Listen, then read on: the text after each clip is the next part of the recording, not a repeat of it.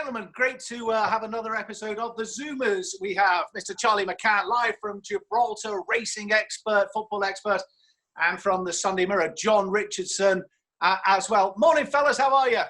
Morning, Rob. Great, thank you.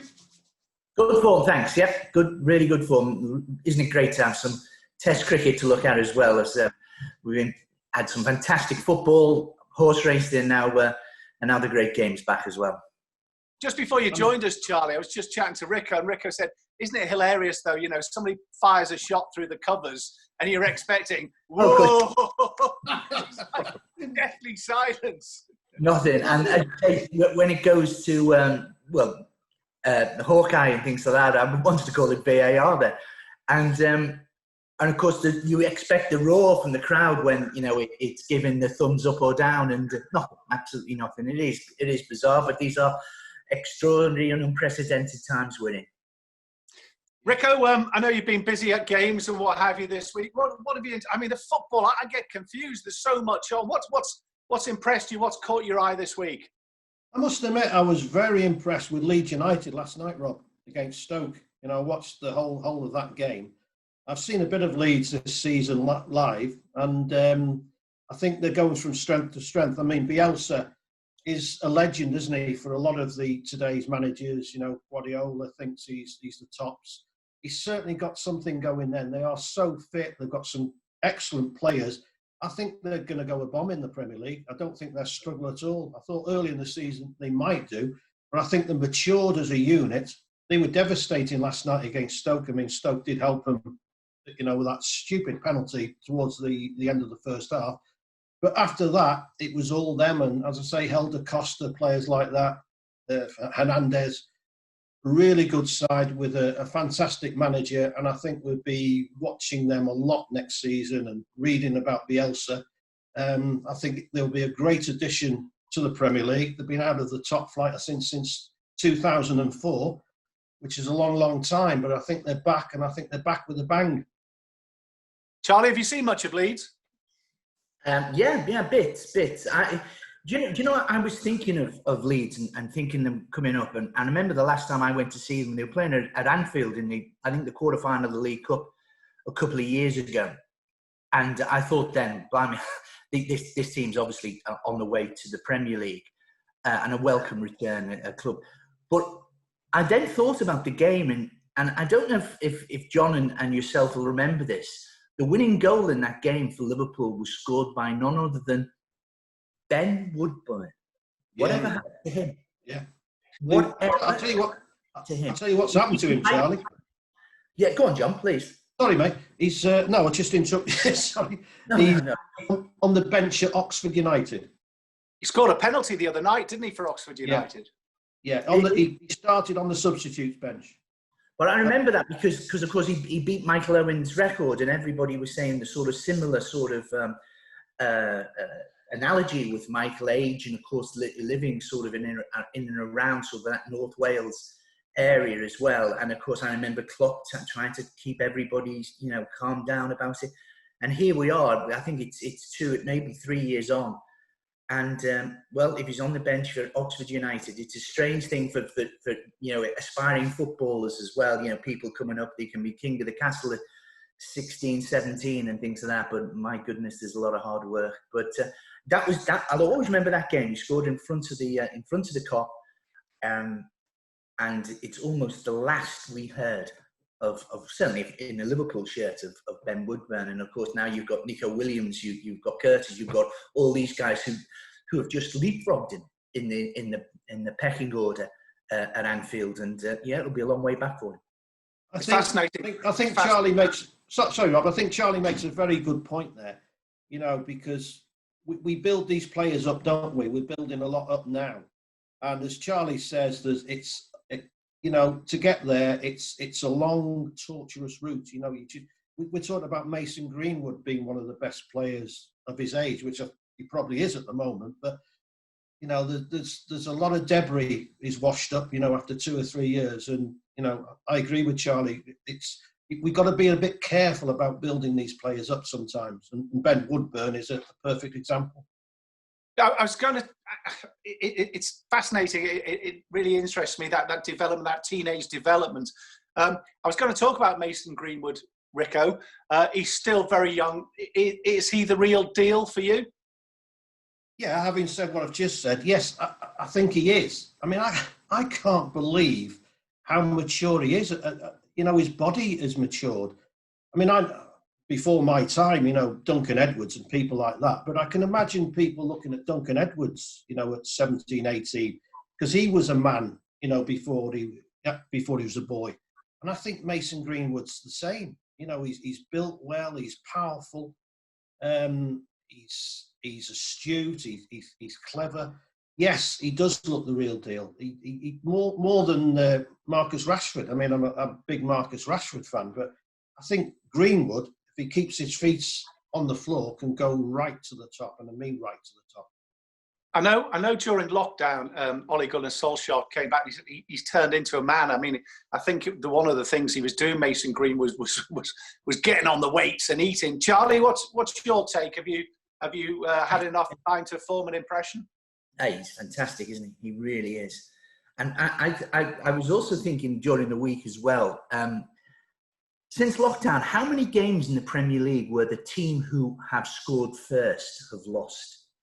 It seems to be more and more. I mean, I can remember one, and I watched the game last week between Manchester United and Bournemouth scored first. It was one of those games when you thought, nah, that doesn't matter. United will pick them up. But in all these other games, it just seems the first goal seems incredibly important. But I did see Greenwood in that game as well. Obviously, saw him last night, and the more you see of this Manchester United team, you just wonder whether we are going to have a gang of three next year rather than the match that people like me thought there would be.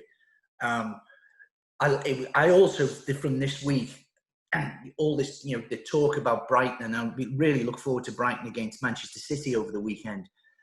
And Brighton, the football they played against Liverpool, and you wondered, did they do that because they went 2-0 down in 8 minutes? Or was it the plan anyway? Because wasn't it refreshing to see somebody just say, do you know what? We're going to have a game of football with you guys. We might get beat, but we think we're a good team. And if we go for 0-0 and get beat 1-0, 2-0 in the, you wear us down in the end, no, we're going to have a go. And I thought that was so refreshing. And it was interesting as well that it certainly was picked up by Liverpool manager Jurgen Klopp, was very, and almost sort of magnanimous about Graham Potter's side as well. But I'll be fascinated to see if it's 0-0 after 10 minutes, whether they actually have a go at Man City, or as other teams have done certainly recently, and maybe Southampton did last weekend, sit back and maybe try and sneak a goal. What a goal that was, of course, by Che Adams. If your first goal in the Premier League, 40 yards out against Man City, blimey, what a goal. Hricko, can I just stay on the Manchester United theme? They're looking good, aren't they? You can't moan at what Ollie's done. I mean, Martial's firing, your Greenwood. Dare I mention his name, Paul Pogba, to you? Was he playing last night? I don't know. Was he? Is it a gang of three? Are United back? No. Dare we? I'm with Charlie. I think there could be a gang of three. I hold my hands up. I thought Ole Gunnar Solskjaer was the wrong appointment. At first I thought it was going horribly wrong, but now I say congratulations to him, because he's got a good spirit there, and he's relied heavily on the youth, and the youth hasn't let him down. That front three is very exciting. And Fernandes just behind him, and the other guy as well helping every now and then. They look a more than useful side, and I think they're going from strength to strength. The only worry I do have for them is they're obviously going to buy in the summer, and they've got to get that right. Recruitment's got to be right, because you don't want to spoil what they've got now. I think the side, now, all right, they want 1 or 2 additions, but generally speaking, this is a good side. They're talking about Jadon Sancho. Well, I'm sorry, I would not pay 100 million for him.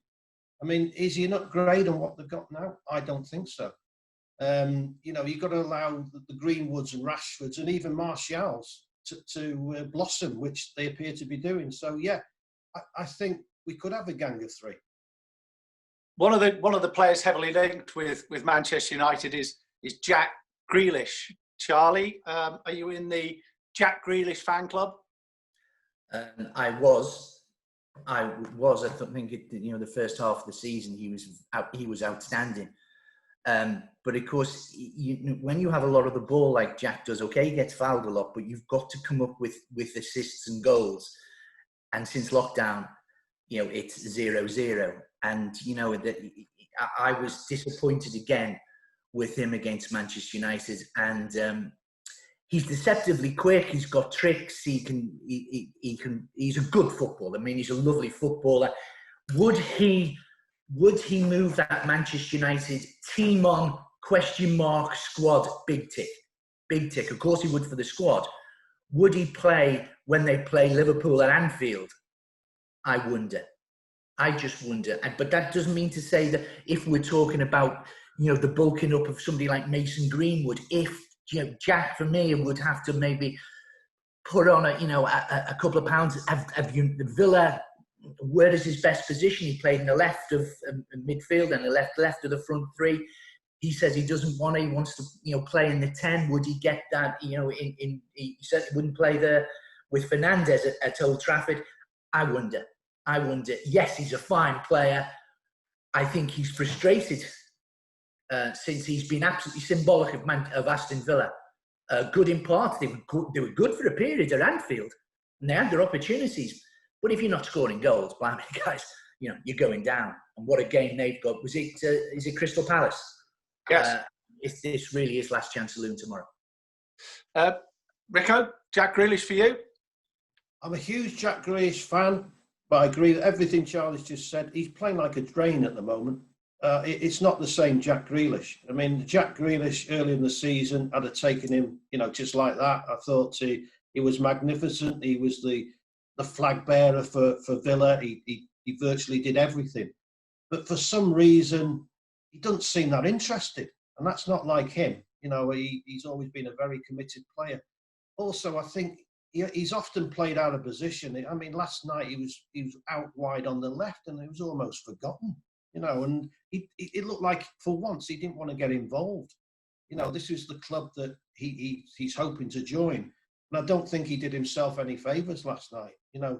If you looked at that game and didn't know Jack Grealish's background, haven't seen him play all season, you think, why hasn't he been taken off? Because he was offering very little. So yes, I'm a huge Jack Grealish fan, but since lockdown, he's not been the same player. I want to talk about another player that's caught my eye, certainly, and I always do feel we underestimate how difficult it is for foreign players or players who've certainly played in foreign countries to come here. I really like the look of Christian Pulisic, I have to say. Oh, yeah. He looks, I mean, obviously he's got to fill Eden Hazard's boots, which is an unfair comparison straight away.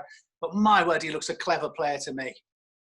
Well, I watched quite a lot of MLS football, and I was a big fan. And, talking to a couple of people, Chelsea fans, what's he got? I said, look, he's not Hazard, but give him a chance. He's intelligent. He'll score goals. He can go past players. I think he's going to be an exciting player. And at first, I had to eat my words because he started very slowly, didn't do anything, but now he's on fire. And he's a great asset to Chelsea, as he should be, because they paid a lot of money for him. But he's somebody who's committed to football. He wants to be a success. He wants to show that Americans can play in the Premier League. And I think he's a superb asset for Chelsea. Now, we talked about the gang of three. Maybe it could be a gang of four next season with Chelsea as well. I mean, hopefully it is, because the more the merrier. Charlie, Pulisic for you? Tremendous. He's a superstar already. He is. It's as simple as that. Can he and Mason Mount play together? I don't know. Well, where do and again, if you're talking about a young English sort of player, but he is absolutely outstanding. That move of the feet and the shot with the left foot midweek was just it's and the bang. That's quality. That's absolute quality. He loves. He is. I think Chelsea have problems elsewhere, I'm not convinced that Chelsea are built on as solid foundations as Manchester United. But I think they're probably on firmer ground. I think they may well be top London club next season. And fascinating as well, this game at the weekend between Arsenal and Spurs as well. Is it Spurs-Arsenal, sorry, or whatever? I'm looking forward to that. But Pulisic, he's already very, very, very, and he could be. And when you say he's no hazard, well, you tell Real Madrid fans that. He could well be. He could well be at least as good. At least as good. I think he's that good, yeah. It brings us on nicely to Jose Mourinho, who... I'm a yesterday man. He's That's my friend, that's what I am. What did I say to you, Rob? Yesterday man. Charlie, you beat me to it. Man, he plays a different type of football to what we want to see. It's old-fashioned, it's grumpy, he's grumpy. He should sign Anthony Martial and they should have a grump off. Hricko, I mean, honestly, how can he turn this? He's done it. You've got to hold your hat to him, because he's turned a team of unbelievably talented, exciting, attacking players into Chelsea of yore. To be fair, Rob, you don't get much for 15 million a year, do you? I mean, it's absolutely incredible.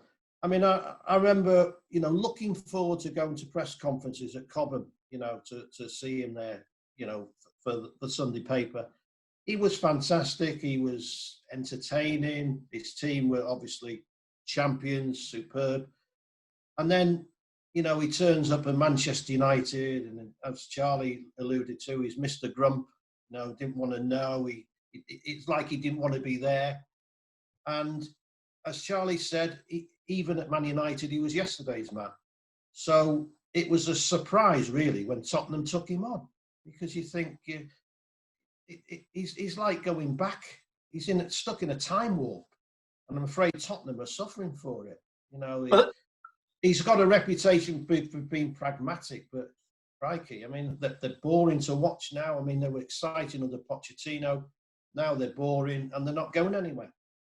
There's a piece in the papers this morning, the Amazon are following them round, and the first scene that's been captured is the players' reaction when they find that Jose Mourinho is going to be the new manager of Spurs, which I think they're like, what? I think that says it all, Rob. By the same token, Arsenal going into it. Hricko, you were a bit critical of Arsenal. Have you seen anything in what they've been doing lately to change your mind a little bit? A little bit. They have definitely improved, but I think the jury's still out. I mean, I don't think you can sort of gauge any progress until halfway through next season. But yeah, they're starting to move in the right direction. They're a bit more solid at the back, which is so important. I still don't rate. I think they've got 7 central defenders. I don't rate any of them, to be honest. They need a big clear out there. So for me, they've still got a lot to do, but you would make them favourites for this North London derby. Charlie, how do you see the game from a betting point of view? And I agree with John. I think Arsenal deserve to be favourites. If you'd have told me 3 months ago that Granit Xhaka and Dani Ceballos would be at least a match and for an hour play very, very well against Leicester City midweek, I'd have thought you were bonkers. But in fairness to them, Xhaka has played as well as Xhaka can play. He's functional. He can put a stick of foot in. Ceballos made a couple of tremendous passes. The front three we knew was sort of pretty good. I was disappointed with Arteta's grumpiness. Why can't you come up and say Eketi is a young lad? It was a mistake. Fine. Well done, VAR. Isn't it good to see the referee, not Tierney, the guy who, Chris Kavanagh, I think it was, go over, make a decision. No fuss, correct decision done. Get on with it. We should do more instead of Arteta moaning about it. His side played very, very well. to go to Wolves and get a result there. Good on them. Although Wolves again were disappointed next 3 games on the run. You remember they won at Aston Villa. They were very poor there, very poor at Sheffield United, and poor again midweek. But no, I think Aubameyang, and I think one of the fascinating subplots between now and the end of the season, correct me if I'm wrong, but Mohamed Salah looked as if he wanted to retain his Premier League Golden Boot midweek. He was going around like sort of, I don't think there'll be much passing when Liverpool play the weekend. Burnley at home. Burnley at home. I don't think he'll be doing too much passing. And of course, in the last couple of games for Liverpool, Firmino's been rested, Mane's been rested, so it's Salah's turn to be rested. I don't think you'll find he'll be a grumpy Egyptian if he's left out. He wants that because remember he won it 2 years ago with 32 goals. He was tied, one of 3 people tied. He's currently, I think, 2 behind Aubameyang for this year's, and 3 behind Jamie Vardy. So it'll be, I think that's a fascinating subplot. I don't think he'll be asking Jurgen Klopp for to be bench warmer this weekend. That's for sure. You've got Danny Ings in there as well, haven't you? Danny Ings. I've done a big piece about Danny Ings for Sunday. Sort of done my research on him, spoke to different people, and he's had a terrible time, hasn't he, in the past with injuries. He's injury free, touch wood for him, and he's looking a potent striker. So delighted for him. Do you think? One of the questions: do you think Liverpool regret letting him go, Hricko? They do regret letting him go, but they thought. I mean, to be fair to Jurgen Klopp, they did offer an increased contract, better contract. Nobody wanted to see him go, but they understood that he needed regular football. So as you know, he initially went on loan, didn't he, for a season, and then Southampton paid 20 million for him. But if you speak to people at Liverpool, they're still very fond of him. They're pleased for what he's doing. But yeah, they would have still liked him to be at Anfield now. Just staying on the Golden Boot, you saw Anthony Martial's reaction getting taken off last night. Do we have to? I think it's fair to say we have to tip our hat to Jamie Vardy, don't we? And Leicester have almost, and even the job Brendan's done, snuck under the radar slightly, in my view. But 33 Jamie Vardy now. He could be the oldest Golden Boot winner since Didier Drogba, who's 32. I mean, fair dues to the fella. Well, I'm a huge Vardy fan for what he's done, where he's come from. I remember seeing him at Fleetwood Town when they were in the non-league, and he not that I knew he was going to do this, but you could see that he was going to go further. And he's battened down the hatches, got on with things. Hasn't always been good for him off the field, but he's got on with it. And well, he's a superb striker. I am a bit surprised that he's still doing it because I've always felt that he relies on his speed, to get behind defences. Well, he's still got a bit of speed, but not as much. But he's still scoring the goals. So he has adapted, his play. And, well, Brendan Rodgers has helped adapt it. I think he's very happy under Brendan. Wasn't happy under the previous manager. And the things are happening for him. And, if he won the Golden Boot, I'd be absolutely delighted for him. We've got to round up with Charlie. How's Everton? What's Everton's week been like? Are you enthused? Have you seen anything else? It was a cracking goal last night, in fairness, wasn't it? Yeah, it was a good goal. Yeah, it was a good goal. But we are a pretty poor team. And, I don't want to keep, I feel that people like Gary Neville are now banging on the drum about how poor Gylfi Sigurdsson is. And people are saying to me, oh, you're right about Gylfi. I wasn't right about Gylfi Sigurdsson 6 months ago. It was 3 years ago he was hopeless. Why have we got Theo Walcott at £100,000 a week when Bernard's on £120,000 a week? This is what people forget about Ancelotti. He's got to move some of these people on, and they're fight for the place. Everton, the shoots of recovery that Reedy, myself, and John spoke about. Forget that. As soon as their words came out of my mouth, I thought, we beat Leicester City. There are no shoots of recovery. Everton are mid-table. They're a mid-table team. You go to Spurs like that, and you play a methodical, dull, and Spurs are more exciting than Everton. That just shows how much pace we've got, how much flair. we've got up front. We've got zero, absolutely zero, and we've still got Gylfi. You know, I rest my case, Your Honour. But Hricko, at the same time, there's been, you know, I can't pick up Twitter without various. Oh, Newcastle! How's that a success for the season? You know, you lurch from, oh, hey, we're doing well, to we're absolutely terrible. I mean, is that just a case of being a Newcastle fan? Is that what goes with the territory? Yeah, but believe me, it's been a successful season because I thought they were going down, Rob. I thought they were going down. I mean, that squad, you know, I felt was one of the worst squads in the Premier League. So to get the points they've got, I'll be happy with that. Don't want that again next season. But, you know, when the takeover comes, you know, that it could be a gang of 5. But, you know, I'm joking. No, yeah, it's staying up has been successful, I'm afraid. You know, like it'll lump it. That's success on Tyneside.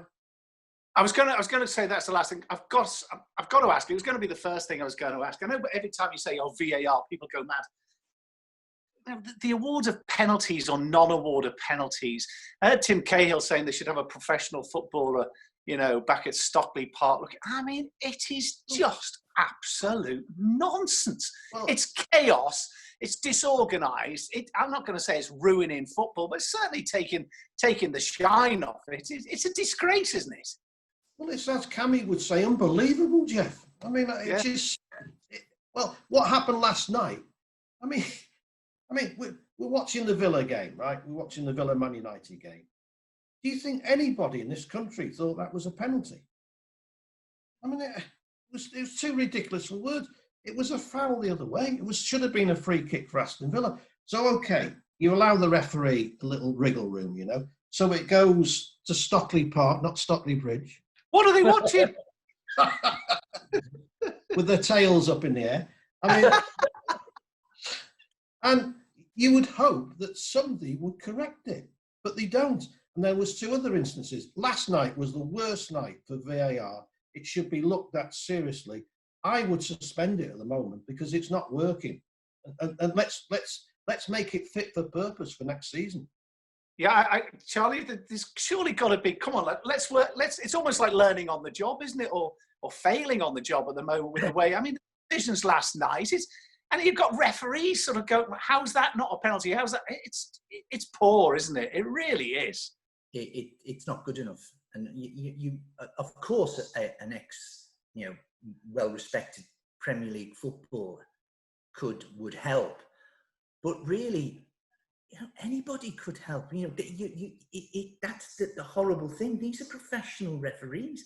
These are the Premier referees. How can they not get it right? That's the worrying thing. That of course an ex-footballer would of course help, but I'm so disappointed that, and I've got to say, almost a bit embarrassed for them that it's happening all the time.